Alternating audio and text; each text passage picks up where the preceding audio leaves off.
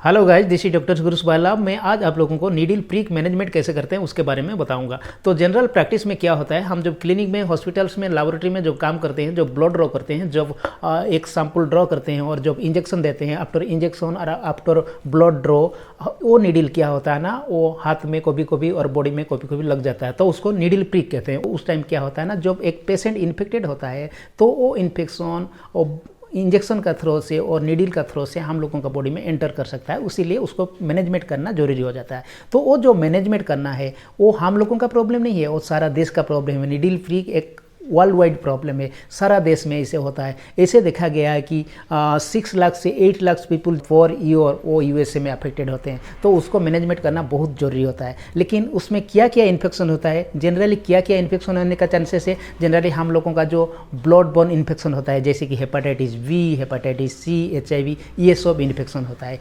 Hepatitis B आपका 30% होने का चांसेस है, मतलब जब 100 आपका इन्फेक्टेड ब्लड नीडल प्रीक होगा, उसमें से 30% चांसेस है आप लोगों का इन्फेक्शन होने का चांसेस है। उस टाइप का हेपेटाइटिस सी का 1.3 से 3% तक होने का चांसेस है। लाइक दिस HIV का 0.3% का चांसेस है। वो भी डिपेंड करता है क्या ना, कितना अंदर तक नीडल प्रीक हुआ, कितना डेप्थ तक नीडल प्रीक हुआ, और क्या होता है ना, वो नीडल में विजिबल ब्लड है कि नहीं है, वो भी देखना पड़ता है, उसका ऊपर भी डिपेंड करता है। लेकिन उसको छोड़ दीजिए, जितना ब्लड है, विजिबल ब्लड है कि नहीं है, कितना डेप्थ तक गया, वो पेशेंट इन्फेक्टेड है कि नहीं है, उसको छोड़ दीजिए। जब भी नीडल प्रीक होगा, जब भी आपको नीडल प्रीक होगा, आप इमीडिएटली उसका मैनेजमेंट करना जरूरी हो जाता है, क्योंकि वो पेशेंट से कुछ भी इन्फेक्शन आपको बॉडी को एंटर कर सकता है, इसीलिए उसको मैनेजमेंट करना जरूरी है। तो वो नीडल प्रीक मैनेजमेंट कैसे करेंगे, क्या क्या करेंगे, उसके बारे में मैं डिटेल बताऊंगा। उससे पहले क्या क्या नहीं करेंगे उसके बारे में मैं बता देता हूँ। तो क्या क्या नहीं करेंगे, देखिए ये एक सिरिंज है। उस सिरिंज में क्या होता है ना, ये केप लगा रहता है, वो केप को हम निकाल लेते हैं। जब हम ब्लड ड्रॉ करते हैं और इंजेक्शन जब देते हैं तो वो केप को निकाल लेते हैं। केप को निकालने के बाद हम क्या करते हैं ना, ब्लड ड्रॉ करते हैं। उसके बाद कभी कभी कोशिश करते हैं उसको रीकेपिंग करने के लिए। जब रीकेपिंग करते हैं तो वो साइड में चला जाता है, कभी कभी साइड में चला जाता है, वो हाथ में लग जाता है। जब हाथ में लग जाएगा तो नीडल प्रीक हो जाएगा, वो जनरल प्रॉब्लम है, वो ऐसे होता है। लेकिन आप लोग ध्यान दीजिएगा, वो चीज़ को कभी भी नहीं करना है। जब आप एक केप को खोल दिए, मतलब खोल दिए उस दीजिए, कभी भी उसको रीकेपिंग नहीं करना है। डोंट यूज रीकेपिंग प्रैक्टिस, कभी भी नहीं करना है, वो चीज़ बिल्कुल नहीं करना है। उसके बाद और क्या नहीं करेंगे, जब एक नीडल प्रीक हो गया तो अचानक हम क्या करते हैं, माउथ सोकिंग कर देते हैं, मुंह में डाल देते हैं। वो चीज़ भी नहीं करना है। क्यों? हाथ में जितना इन्फेक्शन होगा मतलब माउथ के थ्रो से वो बॉडी अंदर चला जाएगा, तो उसको भी माउथ में भी कभी नहीं डालना है। और क्या नहीं करना है, जब एक नीडल प्रीक हो गया तो हम उसको क्या करते हैं, जोर से प्रेस करके पकड़ते हैं, उसको भी नहीं करना है। प्रेस करने से क्या होगा, जहाँ पे नीडल प्रीक होगा, मतलब नीडल प्रीक का साइड में क्या होगा ना, जो सेल होगा बॉडी का, हम लोगों का जो सेल होगा, वो सेल डैमेज हो सकता है। तो डैमेज सेल के थ्रू से वायरस बैक्टीरिया आराम से घुस सकते हैं, लेकिन उसको भी नहीं करना है। इसीलिए और क्या नहीं करना है, हम लोग क्या करते हैं ना, डेटॉल, एंटीसेप्टिक लिक्विड, ये सब हम लगा देते हैं आफ्टर नीडल प्रीक। वो सब भी नहीं करना है, वो करना है लेकिन बाद में करना है, वो भी नहीं करना है। अभी क्या करना है, उसको करने से क्या होता है ना, वो अल्कोहल, एंटीसेप्टिक, वो सब क्या करता है ना, बैक्टीरिया वायरस को मार देता है। जो उसको कैपेसिटी है to kill the bacteria and virus, जो वो बैक्टीरिया को मार सकता है तो हम लोगों का सेल को भी मार सकता है ना। जब एक प्रीक हो जाएगा तो ओपन हो जाएगा, हम लोगों का इंटैक्ट स्क्रीन रप्चर हो जाएगा, तो उससे क्या होगा ना, वो केमिकल जो एंटीसेप्टिक क्रीम, एंटीसेप्टिक लिक्विड, वो हम लोगों का सेल को भी डैमेज कर सकता है, इसीलिए उसको भी नहीं करना है। तो क्या करना है, जब आपका नीडल प्रीक होगा तो आप क्या करेंगे, टेप के पास चले जाइए, टेप को ऑन कर दीजिए। वो रनिंग वाटर में आपका जहाँ पे नीडल प्रीक होगा वहाँ को ऐसे दिखाइए, ऐसे उसको पकड़िए जैसे कि इनवर्ड शॉकिंग नहीं होगा, बाहर से जैसे ब्लड अंदर शॉक नहीं होगा, और अंदर में जितना इन्फेक्टेड ब्लड होगा उसको बहने दीजिए। जितना इन्फेक्टेड ब्लड होगा वो पानी के साथ बह जाएगा। उसके बाद आप क्या करेंगे, ऐसे उसको आप 5 से 10 मिनट तक रख सकते हैं।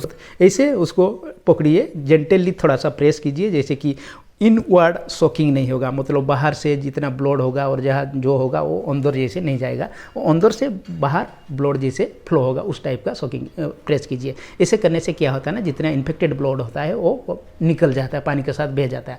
उसके बाद आप डिटर्जेंट पाउडर और सोप और कुछ भी आप यूज कर सकते हैं साफ़ करने के लिए, और कोई भी एंटीसेप्टिक लिक्विड और कोई भी मेडिसिन यूज कर सकते हैं उसके बाद आपका लैब में एक रजिस्टर होता है जिसका कहते हैं ओकरेंस रजिस्टर और इंसिडेंट रजिस्टर। वो रजिस्टर में आपको लिखना है, क्या लिखना है, ये डेट में आपका नीडल प्रीक हुआ था, मतलब ये स्टाफ का इतना डेट में नीडल प्रीक हुआ था, उसको मेंटेन करना है। जो ऑकरेंस रजिस्टर होता है, जो इंसिडेंट रजिस्टर होता है, वो कहाँ कहाँ लगता है उसके बारे में थोड़ा सा बता दूं। वो जो रजिस्टर वो कहीं भी आप यूज कर सकते हैं, आपका घर में यूज कर सकते हैं, हॉस्पिटल्स में यूज कर सकते हैं, ऑफिस में यूज कर सकते हैं, कहीं भी यूज कर सकते हैं। मैं आपको थोड़ा सा कंटेंट बता दूंगा तो आपको समझ में आ जाएगा तो कैसे उसको यूज करना है और कहाँ कहाँ यूज हो सकता है। वो जो ऑकरेंस रजिस्टर होता है, आप लोगों का डेली लाइफ में जितना इंसिडेंट होता है, जितना एक्सीडेंटल होता है, जितना इंसिडेंट होता है, जैसे कि पकड़ लीजिए एक ग्लास गिर गया, ब्रेकेज हो गया, फैन गिर गया, करंट चला गया, नीडल प्रिक होगा, वो एक एक इंसिडेंट है ना, वो इंसिडेंट को आपको वहाँ पे नोट करना है, इतना तारीख को ये हुआ था। उसके बाद क्या होता है, नेक्स्ट कॉलम में क्या होता है ना, नेक्स्ट कॉलम में होता है आपका इमीडिएट एक्शन। इमीडिएट एक्शन मतलब वो होने के बाद आप क्या एक्शन लिए, इमीडिएट क्या किए। मतलब यहाँ पे देखिए आपका जब नीडल प्रिक होगा तो आपको इमीडिएटली क्या करना पड़ेगा, पानी के नीचे आपको हाथ को दिखाना है, साफ करना है, वो प्रोसेस को आपको फॉलो करना है। उसके बाद आप क्या करेंगे, नेक्स्ट एक्शन। नेक्स्ट एक्शन क्या है, फर्दर एक्शन। फर्दर एक्शन में आप क्या करेंगे, आपका जो लैबोरेटरी में डायरेक्टर होंगे, इंचार्ज होंगे, आपका जो एचओडी होंगे, उनको इन्फॉर्म करना है, लैब इंचार्ज को इन्फॉर्म करना है, जो वो चीज़ भी यहाँ पे रिकॉर्ड करना है, जो इतना तारीख को वर्बली और telephonically I have communicated to the authority, ये सब चीज़ लिखना पड़ता है। उसके बाद नेक्स्ट स्टेप क्या है ना, नेक्स्ट स्टेप हो गया आपका वेरी इंपॉर्टेंट थिंग, ये वेरी इंपॉर्टेंट थिंग, वो चीज़ नेक्स्ट स्टेप क्या है, आपको पीईपी लेना है। पीईपी मतलब क्या है, post exposure prophylaxis. Post exposure prophylaxis कितना टाइम में लेते हैं ना, विदिन 72 आवर्स, वो गाइडलाइन का हिसाब से विदिन 72 आवर्स आपको लेना पड़ेगा। जितना देर में लेंगे उसको काम अच्छा नहीं करता है। लेकिन यहाँ पे ध्यान दीजिएगा, आपको जितना जल्दी होगा इतना जल्दी लीजिए, मतलब आज सुन आज पॉसिबल। अब विदिन 2 to 4 आवर के अंदर आप लेंगे तो बहुत अच्छा है। तो आप ट्राई कीजिए, जब भी नीडल प्रिक होगा, जो भी एक इंसिडेंट होगा, इमीडिएटली आपको पी लेना है। आप मत सोचिए कि वो पेशेंट इन्फेक्टेड था कि नहीं था। आपको क्या करना पड़ता है ना, जिसका नीडल प्रिक हुआ था, जो पेशेंट को ब्लड ड्रॉ कर रहे थे, उसके बाद आपका नीडल प्रिक हुआ, वो पेशेंट का क्या करते हैं ना, उसका प्रोफाइल चेक करते हैं, मतलब ब्लड टेस्ट करते हैं। जनरली आपको क्या करना है, हेपाटाइटिस टेस्ट करना है, HIV टेस्ट करना है, और हेपाटाइटिस B C, ये सब जनरली टेस्ट किया जाता है। उसको टेस्ट कीजिएगा। टेस्ट करने के बाद वो पेशेंट का नेगेटिव आ गया, सारा नेगेटिव आ गया। नेगेटिव आ गया मतलब आप रिलैक्स हो गए, नहीं, आपको रिलैक्स नहीं होना है। मतलब क्या करना है, वो भी नेगेटिव आया, बाद में उसको पॉजिटिव आ सकता है, क्योंकि आप लोग जानते हैं पेशेंट का एक विंडो पीरियड होता है, इन्फेक्शन का एक विंडो पीरियड होता है, वो भी उसका बॉडी में नहीं है, तो बाद में भी हो सकता है, इंटरनली हो सकता है। तो इसीलिए क्या करेंगे ना, वो पेशेंट का टोटल हिस्ट्री जियोग्राफी आपको ये जो रजिस्टर में आपको लिखना पड़ेगा। आपको डिटेल्स लिखना, क्या क्या लिखना पड़ेगा, हिस्ट्री जियोग्राफी मतलब क्या है, उसका डिटेल पता एड्रेस लिखना पड़ेगा, मोबाइल नंबर लिखना पड़ेगा, उसका पहले क्या क्या डिजीज था, क्या ट्रीटमेंट हो रहा था, वो सब लिखना पड़ता है। उसके बाद क्या करेंगे ना, आफ्टर 3 मंथ्स जब नीडल प्रिक हुआ था, आप टेस्ट कर दिए, उसका नेगेटिव आया, उसके बाद आफ्टर 3 मंथ्स 3 महीना के बाद क्या करेंगे, वो पेशेंट को कांटेक्ट करेंगे, वो पेशेंट का कांटेक्ट करेंगे, वो आदमी को कांटेक्ट करेंगे, उसको बुलाएंगे, नहीं तो उसके पास जाइएगा, नहीं तो किसी भी तरीक़ा से उसका ब्लड कलेक्शन कीजिएगा। उसका ब्लड कलेक्शन करने के बाद फिर से टेस्ट कीजिएगा। टेस्ट करने के बाद फिर से देखिए क्या किया, पॉजिटिव आया कि नहीं आया। जब नहीं आया पॉजिटिव तो भी छोड़ दीजिए, फिर 3 महीना छोड़ दीजिए। आफ्टर फिर 3 महीना के बाद मतलब टोटल हो गया आपका 6 महीना। जब नीडल प्रिक हुआ उसके बाद 6 महीना तो आपको टेंशन लेना पड़ेगा मतलब वो पेशेंट को ट्रैक करना जरूरी होता है।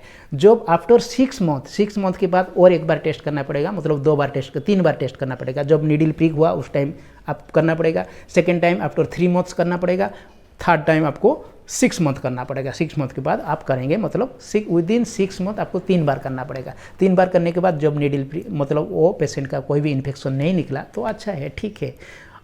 लेकिन वो जो नीडल प्रिक होने के बाद ही किसी का पेशेंट का भी हो, कितना डेप्थ को जाए, विजिबल हो ना हो, आपको पीपी लेना जरूरी है। पीपी लेना कभी मत भूलिएगा। आप मत सोचिएगा कि वो इन्फेक्टेड नहीं है, ऐसे मत सोचिएगा। कभी कुछ होगा तो 0.3%, आप समझ गए, 100 से 3 पेशेंट का इन्फेक्टेड हो सकते हैं, 3 पेशेंट इन्फेक्टेड हो सकते हैं। उसमें से वो जो 3 पेशेंट है, वो 3 में से आप तो नहीं होंगे ना, वो चीज़ को ध्यान दीजिएगा। इसीलिए पीपी लेना जरूरी होता है। उसको कहते हैं नीडल प्रिक मैनेजमेंट। पूरा तरीका से आप लोग फर्स्ट से लास्ट तक करेंगे। वो जो रजिस्टर होता है, इंसिडेंट रजिस्टर, जो ऑकरेंस रजिस्टर, उसमें टोटल मेंटेन कीजिए। उसके बाद क्या करेंगे, नीडल प्रिक हो गया, आपको पीपी लेना हो गया, पीपी ले लिए, उसको ट्रैक कीजिए, वो भी हो गया। उसके बाद क्या करेंगे, उसके बाद करेंगे कापा, CAPA। Kappa means, CAPA means corrective action and preventive action. Further जैसे उस टाइप का इंसिडेंट नहीं होगा, इसीलिए आपको क्या क्या करना है, जैसे कि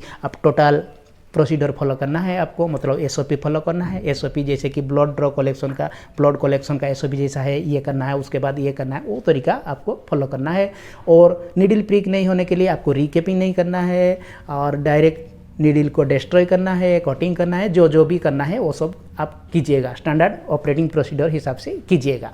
उसके बाद कापा, वो हो गया आपका कोरेक्टिव एक्शन, और आपके उसके बाद हो गया आपका प्रिवेंटिव एक्शन। प्रिवेंटिव एक्शन क्या है, जो कभी और नहीं होगा, उसके लिए आपको क्या करना पड़ता है, आप लोगों का जितना स्टाफ होते हैं उनको ट्रेन करना पड़ता है, जिससे और कभी इस टाइप का कोई इंसिडेंट नहीं होगा। इसीलिए सबको ट्रेन करना जरूरी हो जाता है, सबको इन्फॉर्म करना जरूरी हो जाता है, वो सब चीज़ डिटेल्स करना पड़ता है।